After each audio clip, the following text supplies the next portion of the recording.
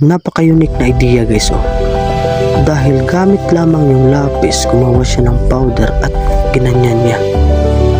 Tingnan yung resulta guys. Nakagawa siya ng napaka-cute na pusa.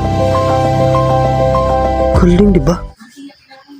Kadalasan ito yung ginagawa natin kapag gumawa tayo ng star. Ito lang pala yung technique guys. Una, gumawa ka muna ng pentagon shape at sundan mo lang yung technique niya. Tingnan nyo guys kung anong paraan niya ng pag-drawing ng lily flower. Grabe, try nyo tong technique na to guys. Ayos oh.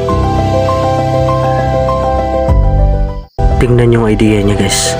Dahil yung mga dahon, ilagyan niya na ng double-sided tape at pinaganyan. Galing ng resulta.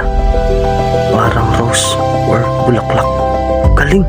Nabuburingan ka ba kapag walang klase at wala kang ginagawa? Ito yung strategy at technique. Tingnan nyo guys yung ginawa niya. Hindi ka talaga maboboard nito. Napakaganda pa. Bagay to kapag nabuburingan ka at gusto mong sulatan yung ng design katulad nito.